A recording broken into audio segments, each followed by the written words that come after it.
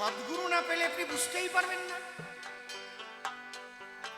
সদ্গুরু দেখলেই বুঝতে পারে, বাবা তুমি এসেছো আমার ধারে, তোমাকে দেখে তুমি তো শিব সাধক বাবা, তাহলে তোমাকে শিব মন্ত্র দিতে হবে। সদ্গুরুর কাছে সব আছে। স্পেশালিস্ট একটা বিষয় হতে পারে, সে কৃষ্ণ ভক্ত, সে সাধনা করে কৃষ্ণের, কৃষ্ণের কৃপা লাভ করেছে, এটা স্পেশালি, কিন্তু তার কাছে সমস্ত কিছুই আছে।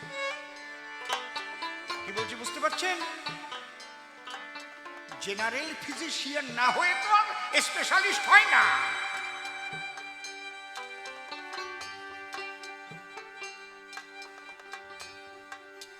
এইবার তুমি নাম পেলে,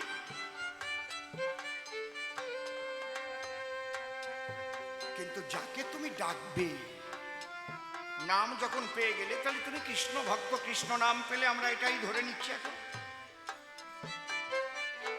তাহলে কৃষ্ণকে তুমি ডাকবে, কি বলে ডাকবে বলো? কে কৃষ্ণ তোমার কি হয়? আজকের আলোচনাটা একটু অন্যভাবে করছি কিন্তু বাবা, কৃষ্ণ তোমার কি হয়? এই জায়গাটাই হচ্ছে রায় রামানন্দ আর মহাপ্রভুর সঙ্গে আলোচনা, সাধ্য সাধন তত্ত্ব। সাধ্য মানে প্রাপ্তি, সাধন মানে পথ। তুমি কোন পথে গিয়ে কৃষ্ণকে পেতে চাও? কৃষ্ণ প্রাপ্তির পথ বহুবিধ আছে, কোন পথে পরিপূর্ণ কৃষ্ণ প্রাপ্তি হয়? কি সুন্দর ভাবে ব্যাখ্যা করা বাবা, পড়তে পড়তে না পাগল হয়ে যেতে হয়। শুধু পড়লে না, অনুধাবন করতে করতে। তাহলে সম্পর্ক করতে হবে তোমাকে, সম্পর্ক। তুমি কোন সম্পর্কে যাবা? তুমি প্রভু আমি দাস, তুমি প্রভু আমি দাস, এটাও হতে পারে তোমার ভাবের প্রকাশ। হে প্রভু, তার এক ভাব হবে, যেমন দাস্য প্রেমের প্রেমিক ছিলেন বীর হনুমান।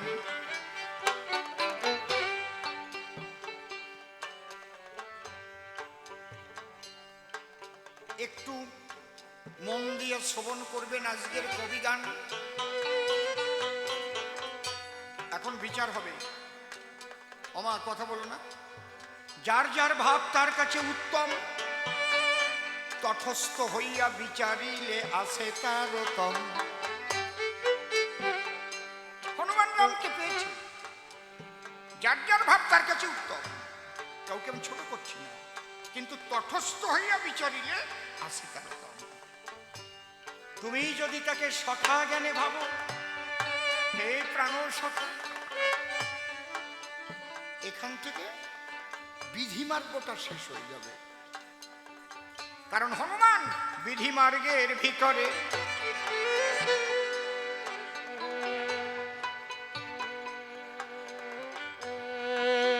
হনুমান কিন্তু বিধির মধ্যে আছে। বিধি মানে আইন, এমন একটা আইন দিয়ে বাঁধা আছে, হনুমান সেই আইনের বাইরে যেতে পারে না।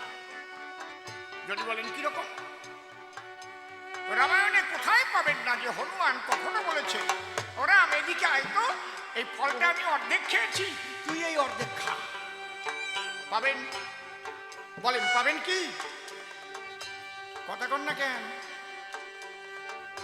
হনুমানকে ছোট করছি না, বর্জনবালী, দাস্য প্রেমের পরাকাষ্ঠা, কিন্তু যার যার ভাব তার কাছে উত্তম, তটস্থ এই বিচারিলে আছে তার।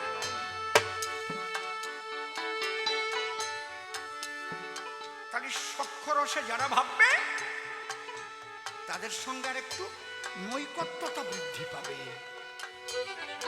নিজে খেয়ে খাওয়াবে, সে যখন ভগবানের সেবা দেবে, আগে এক কামড় খেয়ে নেবে, এটা আমার গোবিন্দ সেবায় লাগবে কিনা, আমার কৃষ্ণ সেবায় লাগবে কিনা। হ্যাঁ, তাহলে কৃষ্ণ মিষ্টি হলে ভালো লাগবে তার। আর এক ধাপ উপরে বাৎসল্য ভাব বলে যাবে। তুমি বাৎসল্য ভাবে সেবা করতে পারো, তাকে তুমি নিজের সন্তান জ্ঞানে গোপাল ভাবে ভেবে তুমি সেবা করতে পারো। অনেক মায়েরা আছে গোপাল সেবা করে, খুব কঠিন, খুব কঠিন। পিতলের গোপাল খাটে শোয়াইয়ে আবার মশারি টানাই দেয়। পিতলের গোপালে মশা ঢোকে নাকি, করে কামড়াতে পারে? এই বোধ আসলে আর তোমার গোপাল সেবা হবে না। কি কঠিন দেখেছে আমার গোপাল, আমার প্রাণের গোপাল। আমার গোপাল কষ্ট পাবে, একটু গলা ভাত রান্না করে দে, একটু মাখন দে।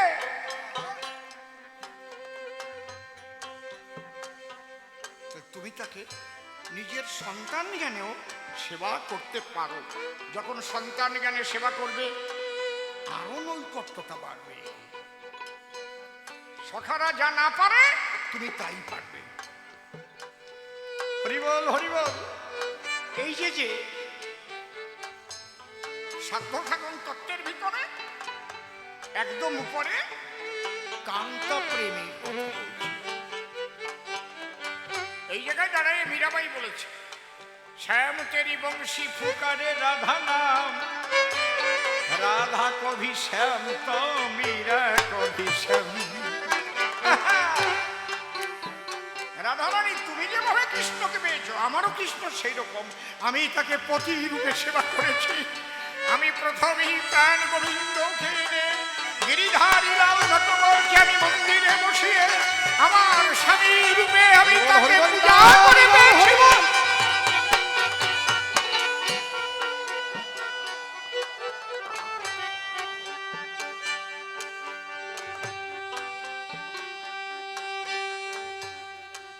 এইবার কথা আছে, কান্তা শ্রেষ্ঠ, কিন্তু কান্তার মধ্যে আবার রতি অনুপাতে 3 ভাগ করা আছে। সাধারণে সামঞ্জস্য সামর্থ্য। সাধারণী কান্তা যারা নিজের সুখের জন্য তাকে ডাকে, তারা পার্থিব জগতে এসে সেই ধারা একটু অ্যানালাইসিস করে দেখুন সবাই। প্রত্যেক পুরুষ বিয়ে করে, যারা বিয়ে করে স্ত্রী আছে ঘরে, সব স্ত্রী কি স্বামী সুখে সুখী হতে পারে? অনেক স্ত্রী আছে এমন আবদার করে স্বামীর কাছে, তা দেবারই ক্ষমতা নাই। বলে আমি তো এটা পারবো না। পারবা না তো বিয়ে করছো কেন? পারবা না। শুধু ওই বেলায় নয়,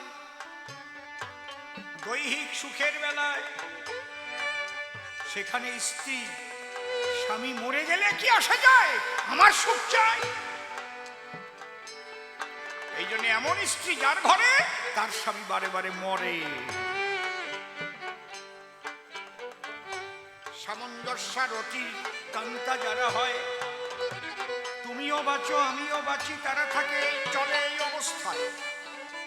আর সামর্থ্যরতির কান্তা যে হবে, সে একমাত্র তারই সুখ চাবে, আত্মসুখ বিবর্জিত হয়ে একমাত্র তারই সুখে নিমগ্ন রবে। তুমি বাসো বানা বাসো ভালো, তাতে কোনো দুঃখ নাই, তোমাকে বাসিব ভালো এই ভিক্ষা চাই। এই সামর্থ্যরতি হচ্ছে শ্রীমতী রাধারানী রায়। শ্রীমতী বলে একবার যাইও রাধা কৃষ্ণ প্রেমানন্দে হরি হরি হরি।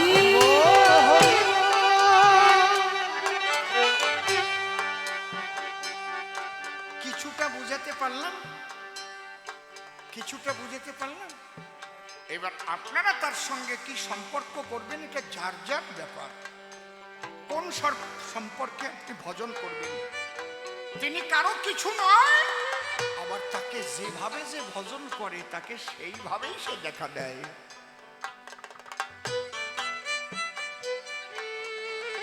সে কারো কিছু নয়, আবার সবার সবকিছু। এই জন্যই সে সর্বশক্তিমান। তাহলে প্রথম বিশ্বাস, তারপরে নাম, তারপরে সম্পর্ক করে তাকে ভজন। তোমার কাছে যখন থাকি হৃদয়ে ভরে তোমায় ডাকে যে নাম দিয়া, তখন কত ভালো লাগে আমাদের দয়াল। তোমার কাছে যখন থাকি রাধে ভরে তোমায় দেখি তখন কত ভালো লাগে আমারে। তোমার সুন্দর ভুবন দর্শন সুন্দর পবন সঞ্চারে সুন্দর ভবন জীবন যৌবন সুন্দর বন বসন্ত বাহারে তোমার কাছে যখন থাকি হৃদয় ভরে তোমায় দেখি তখন কত ভালো লাগে আমারে।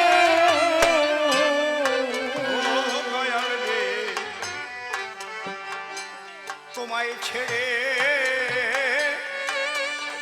একটু রিভাইভ দে বাবা, শুকিয়ে গেছে কেন? তোমায় ছেড়ে আমি যখন দূরে যাই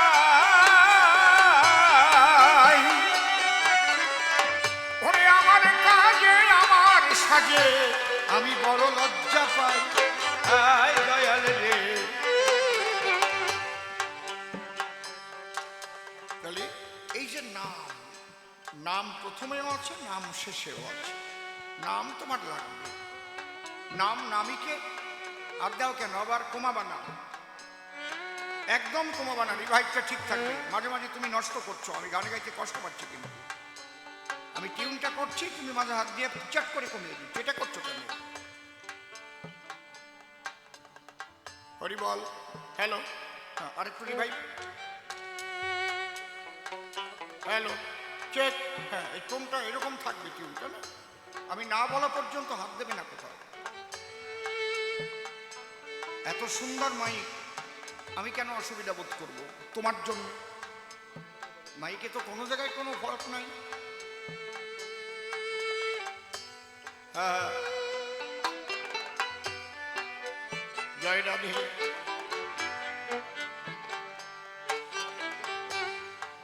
তাহলে আপনি নাম গ্রহণ যখন করলেন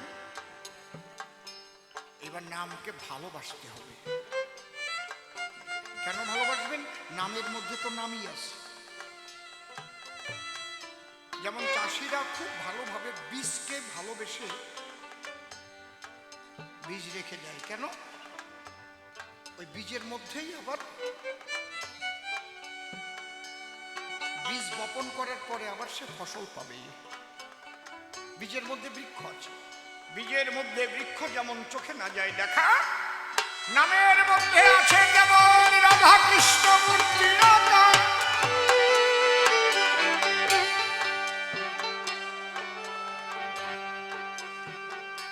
নামকে তোমার ভালোবাসতে হবে।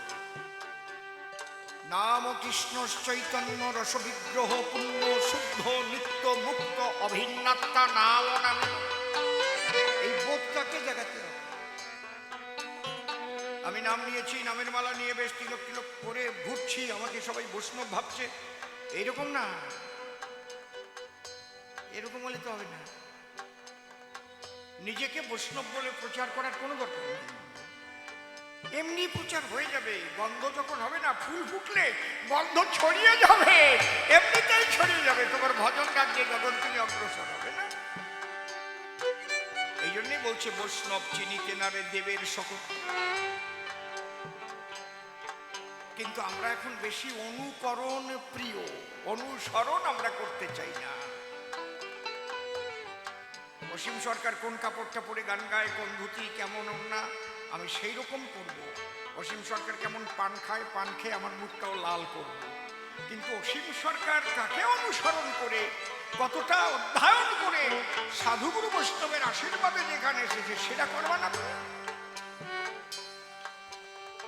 অনুকরণ মানে কি? তুমি যেমন যেমন বহিরঙ্গীয় পোশাক পরিচ্ছদ করছো আমি তেমন সাজবো, তোমাকে অনুকরণ করলাম। আর অনুসরণ মানে তোমার বাক্যকে পালন করে নিয়ে নিজের ভিতরে তোমাকে জাগাবো। হরিবল হরিবল।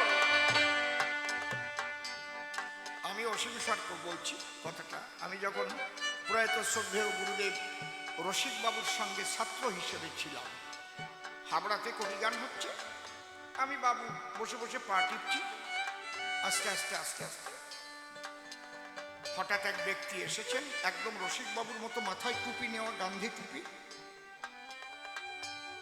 রসিকবাবুর কালারের পাঞ্জাবি, একেবারে ওইরকম সাদা ধুতি। রসিকবাবু যে ব্যাগ নিয়ে চলে, একটা চামড়ার ব্যাগ পাতলা, ওইরকম একটা ব্যাগ, একদম রসিকবাবুর মতো পান খেতে খেতে ঢুকেছে, মানে একেবারে মনে হয় দ্বিতীয় রসিক আর কি। আমিও তাকাই পড়েছি, বাবুও তাকাচ্ছে, এসে প্রণাম করেছে। বলছে না না না, প্রণাম করতে হবে না। কি ব্যাপার? বলছে আমি আপনার কাছে কবি গান শিখতে চাই। বাবু বলছেন আপনাকে আর গান শিখতে হবে না, আপনি তো রসিক সেজেই এসেছেন, এখন গান গাওয়া আরম্ভ করে দেন। আপনি রসিক সরকার, তো আপনি সেজেই আমার কাছে চলে এসেছেন, গান গাইলেই তো হয়ে যায়। না হয়ে সাজা, না হয়ে সাজা, তাদের জন্য আছে কিন্তু ঈশ্বরের দরবারে সাজা।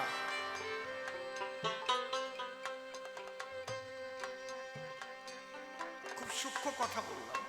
আমি যা না, আমি যদি সেই শ্বাস করি, আমি যদি কালকে একটা সাব ইন্সপেক্টরের পোশাক পরি, এখানে তারা টারা লাগাই টাকায় একটা পিস্তল নিয়ে ঘুরে বেড়াই, তাহলে আমি ধরা পড়বো না? সাধারণ ব্যাপার। তাহলে আমাকে বৈষ্ণবীয় পোশাক ধরতে হলে ভিতরটাকেও, বৈষ্ণবত্ব ভিতরেও জাগাতে হবে। বৈষ্ণবত্ব জাগুক, আপনি পোশাক মুখে না পরেন, কোনো অসুবিধা নেই, একদম সিভিলে চলুন। আপনার ব্যবহারে মানুষ বুঝতে পারবে তো মহা বৈষ্ণব। আরে বাবা, একটা মালাও গলায় নেই, তিলকও পরে না, টাই বেঁধে চলে, অপূর্ব মানুষ তো। হঠাৎ এসে দেখলেন এমন একজন মানুষ, উচ্চ শিক্ষিত, এই ধুলোর উপরে পড়ে বসে আছে, কৃষ্ণ ভক্তের চরণ ধুলে নিচ্ছে, প্রেমানন্দে দুবাহু তুলে হা কৃষ্ণ বলে চোখের জলে ভাসছে। বলবেন না আরে এ তো মহাবৈষ্ণব?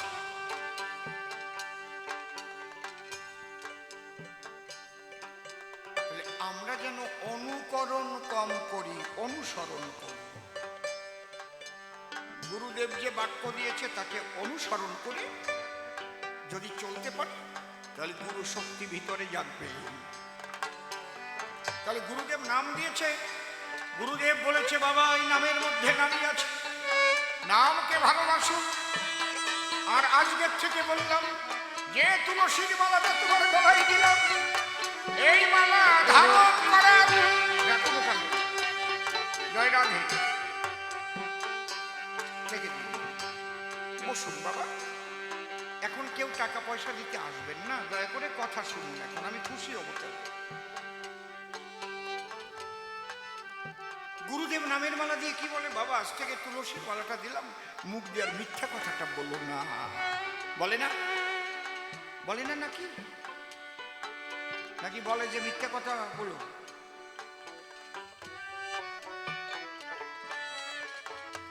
কয়েকজন দীক্ষা নেওয়ার পরে মিথ্যা বলে নাই? এই জন্যই তো কোটির মধ্যে গুটি, খুঁজে পাবেন কটি।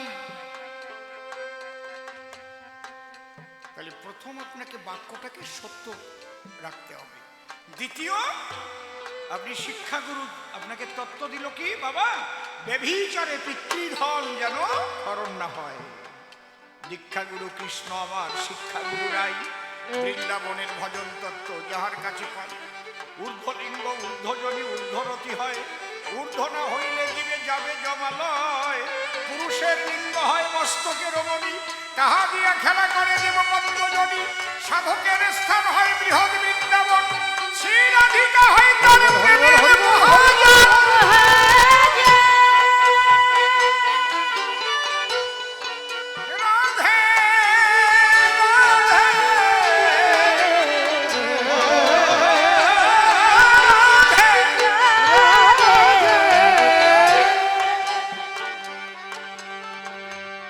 চেষ্টাটা তো করবা নাকি? আগেই কি তুমি হাঁটা শিখবা নাকি? আষাঢ় তো খাবাই, আষাঢ় খেতে খেতেই তো হাঁটা শেখে। তুমি যদি চেষ্টাই না করো, তাহলে শেষটা তোমার ভালো হবে কি করে? কৃপা মানে ক্রি ধাতু পা প্রত্যয় করে কৃপা শব্দ নিষ্পন্ন হয়েছে, করিয়া পাওয়া। তুমি যদি বাবা গুরুদেব নাম দিয়েছে, আমি নামও করবো, মিথ্যাও বলবো, আর নারী সঙ্গ করে পিতৃধন নষ্ট করবো, আমার গোড়ার ডিম হবে, তোমার কিছু হবে না। জীবন ভরে এরকম থাকে যাবা, কোটি কোটি কোটি কোটি জন্ম ওইভাবেই থাকতে হবে। এই জন্য অনুসরণ আর অনুকরণ এই জিনিসগুলো খুব ভালো করে বুঝতে হবে না। তাহলে নাম কত বড় শক্তিশালী নাম। এই জন্য মহাপ্রভু বলছেন সনাতনকে, সাধ্য সাধন তত্ত্ব বস্তু যত কিছু বলো, এক হরি নামের মধ্যে রয়েছে সকল।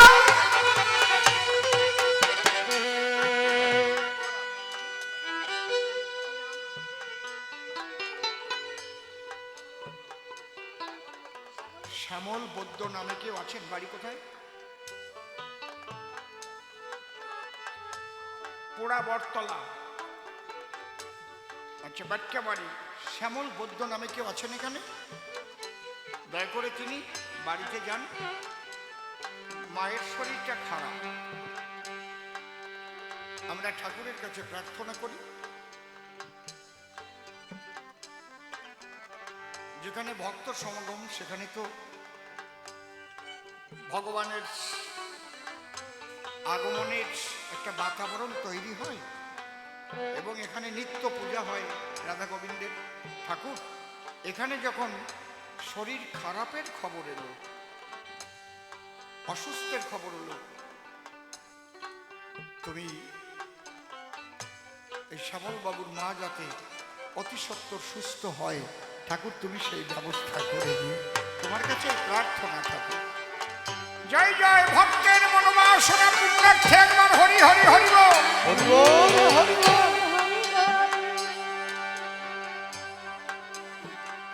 তাহলে নাম, এই মধুময় নাম আপনি যখন পেয়ে গেলেন, নাম করলে দেখবেন আনন্দ হবে। নামকে যখন বিশ্বাস করবেন, নাম করলে আনন্দ হবে, চারিদিক আনন্দে ভরে যাবে, নিজেকে ভালো লাগবে, কেমন যে লাগবে আপনি করে দেখেন। সমস্ত কাজের মধ্যেই মনে আপনার নাম জড়ানো থাকে। আহা, তুমি প্রভু ওরে কান্ডারি হও যা, জলের কুম্ভীর কুম্টানে তার বাঘে কামে দাও, তার যেমন ফাল্গুনি তেমন আষাঢ়, যেমন ফাল্গুনি তেমন আষাঢ়, ভয় কি ভব কথা রে, নামে বাদাম কেনে দিয়ে চলে যায় আনন্দের বাজারে। তোমার কাছে যখন হৃদয় ভরে তোমায় ডাকি, তখন কত ভালো লাগে আমারে। ও দয়াল, আমি চাহি না যখন তোমার দিকে বিশ্ব জগৎ বিমুখ, তখন আমার মুখ দেখি, তখন শুধাই না কেউ আমায় দেখে, তখন শুধাই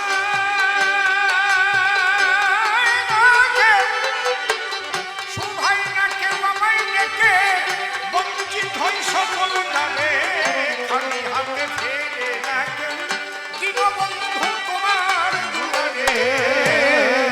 তোমার কাছে যখন ডাকি, হৃদয় ভরে তোমায় ডাকি, তখন কত ভালো লাগে আমারে।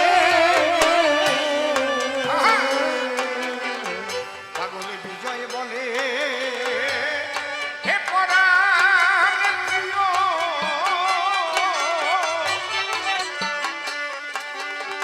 আমি ভুল পথে যদি যাই আমায় ফিরাইয়ে নিও, তোমার চরণের তলে বসতে